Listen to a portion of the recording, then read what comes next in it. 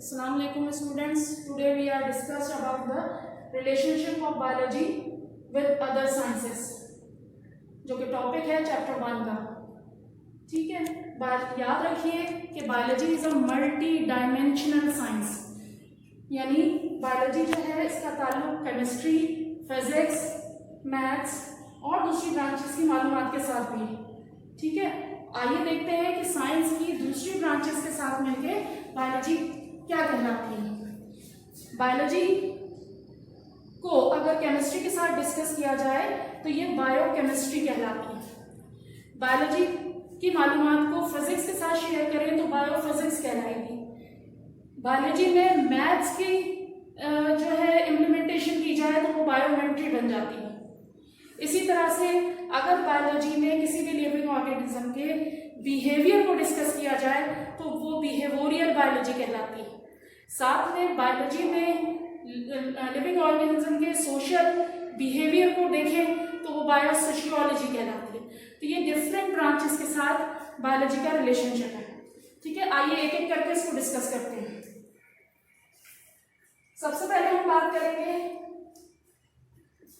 Biochemistry की. Chemistry में आप पढ़ते हैं कंपाउंड. ठीक है, कंपाउंड किससे मिलकर बनता है? मॉलिक्यूल से. मॉलिक्यूल कैसे बनता है? एटम से. ये सारी मालूमात आपको कहाँ मिलती है? केमिस्ट्री में मिलती है.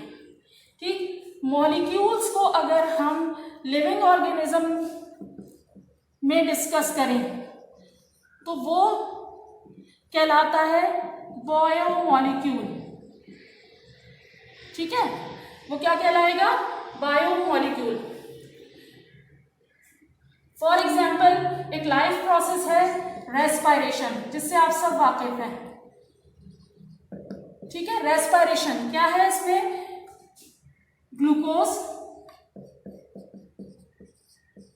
जब ऑक्सीजन के साथ कंबाइन होता है तो टूटता है किसमें? कार्बन डाइऑक्साइड प्लस वाटर, और रिलीज क्या चीज होती है? एनर्जी. ये आप सब ने पढ़ा हुआ है. ठीक है, इस प्रोसेस में आप देखिए, हम बात कर रहे हैं लिविंग प्रोसेस की.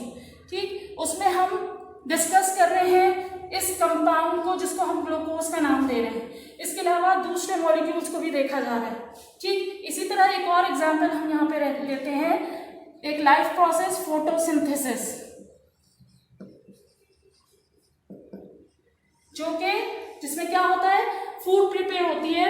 प्लांट अपनी फूड प्रिपेयर करते हैं कार्बन डाइऑक्साइड प्लस वाटर की मौजूदगी में, in the presence of sunlight and chlorophyll. क्या चीज फॉर्म होती है? ग्लूकोज. और रिलीज क्या चीज होती है? ऑक्सीजन. ठीक है, ये ग्लूकोज ये कंपाउंड है जो कि फूड है किसकी? प्लांट की. ठीक, समझ आ रही है बात? ये दोनों लाइफ प्रोसेसेस हैं और इसमें हम बात कर रहे हैं केमिस्ट्री की नॉलेज की. तो ये चीज क्या जाहिर करती है? किसका रिलेशनशिप जाहिर कर रही है? केमिस्ट्री का. बायो का ताल्लुक किसके साथ? केमिस्ट्री के साथ. तो ये कहलाएगा बायो केमिस्ट्री. ठीक है, समझ में आ गया? आइए अब बात करते हैं बायो का रिलेशनशिप फिजिक्स के साथ, जो कि क्या कहलाता है?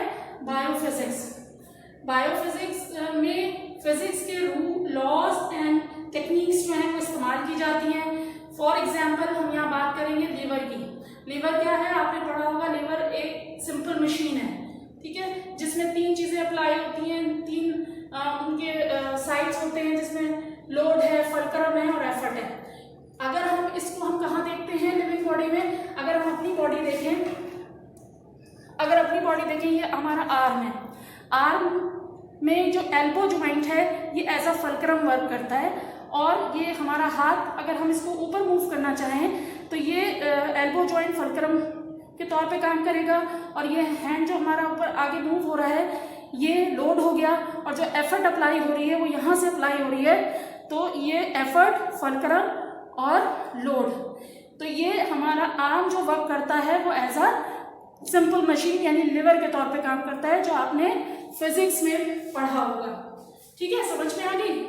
इसी तरह दूसरी एग्जाम्पल अगर हम लें लेजर टेक्नोलॉजी, लेजर का इस्तेमाल जो है वो आई साइट को बेहतर बनाने के लिए भी किया जाता है। ठीक है, साउंड वेव्स हैं, साउंड वेव्स का इस्तेमाल जो है वो अल्ट्रासाउंड में किया जाता है। आप सब अल्ट्रासाउंड से वाकिफ हैं कि उसमें जो है इंटरनल बॉडी के ऑर्गन का मुआयना किया जाता है। इसके अलावा साउंड वेव्स को लिथोट्रिप्सी में भी इस्तेमाल किया जाता है, जिसमें किडनी में स्टोन को तोड़ने के लिए भी इस्तेमाल करते हैं। एक और एग्जाम्पल आपको यहाँ नजर आ रही है रेडियो एक्टिव आइसोटोप्स, जिनका इस्तेमाल जो है फॉसिल्स की एज मालूम करने के लिए किया जाता है। तो हम कह सकते हैं कि फिजिक्स के जितने रूल्स हैं वो अप्लाई होते हैं जब लिविंग बॉडी के साथ, तो वो क्या कहलाते हैं, बायो फिजिक्स। अब हम आ जाते हैं बायो का रिलेशनशिप मैथ्स के साथ, जो क्या कहलाता है, बायोमेट्री। तो मैथ्स की नॉलेज के बगैर जो है वो कोई भी बायोलॉजिकल रिसर्च और डेटा एनालिसिस जो है वो मुमकिन नहीं है। ठीक है, समझ में आ रही बात। डाटा कलेक्शन का काम भी, जब तक मैथ्स की नॉलेज नहीं होगी तो डाटा कलेक्शन का काम भी नहीं हो सकेगा।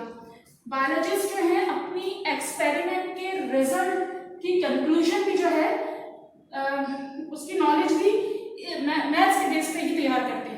ठीक है, तो हम मैथ्स की अहमियत से भी इनकार नहीं कर सकते बायोलॉजी के अंदर। ठीक, उसके बाद एक और ब्रांच हमारी थी जिसको हमने बिहेवियरल बायोलॉजी का नाम दिया था। बिहेवियरल बायोलॉजी जो है वो असल में क्या है, किसी भी लिविंग ऑर्गेनिज्म के बिहेवियर की स्टडी है। और बिहेवियर की स्टडी में बायो के बहुत से फैक्ट्स का जो है वो अक्स नजर आता है। यानी लिविंग बॉडी के, लिविंग ऑर्गेनिज्म के बिहेवियर का ताल्लुक जो है उसकी बायोकेमिस्ट्री के साथ भी है, उसकी जेनेटिक कंपोजिशन के साथ भी है, उसकी फिजियोलॉजी के साथ भी है और उसकी इकोलॉजी के साथ भी। यानी वो कहाँ रहता है, कैसे रहता है, कौन से एनिमल्स के या प्लांट्स के साथ रहता है, तो जो उसका बिहेवियर बनेगा वो डिस्कस होता है बिहेवियरल बायोलॉजी के अंदर। इसीलिए कहा जाता है कि बिहेवियरल बायोलॉजी जो है असल में क्या है, इंटरसेक्शन है डिफरेंट ब्रांचेस का। जैसे आपको यहाँ नजर आ रहा है, यहाँ केमिस्ट्री भी नजर आ रही है। ठीक है, फिजियोलॉजी ब्रांच आपने पढ़ा था, बायो की ब्रांच है, उसका ताल्लुक भी नजर आ रहा है, इकोलॉजी उसके रहन सहन का ताल्लुक भी नजर आ रहा है। तो बिहेवियर, किसी भी लिविंग ऑर्गेनिज्म के बिहेवियर को डिस्कस करते हैं हम बिहेवियरल बायोलॉजी के अंदर। नेक्स्ट ब्रांच जो थी जिसका रिलेशनशिप हम बायोलॉजी के साथ देख रहे हैं वो बायोसोशियोलॉजी है। यहाँ पर लिविंग ऑर्गेनिज्म के बिहेवियर, स्पेशली सोशल बिहेवियर की स्टडी की जाती है।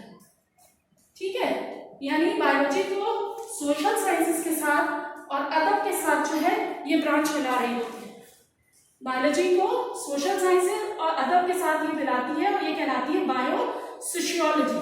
ठीक है, सोशल, किसी भी लिविंग ऑर्गेनिज्म का सोशल बिहेवियर क्या है। तो ये सारी बायोलॉजी जो है वो इन तमाम ब्रांचेस के साथ मिलकर अपना रिलेशनशिप बताती है। और हम कह सकते हैं कि हम जो है वो आमतौर पर अपनी लाइफ के मुतालिक अगर जानना चाहें तो हम अपने तौर पर ज्यादा बेहतर तौर पर जान सकते हैं। जिंदगी के मुतालिक अगर हम जानेंगे तो दरअसल हम अपने मुतालिक ज्यादा बेहतर तौर पर जान सकेंगे।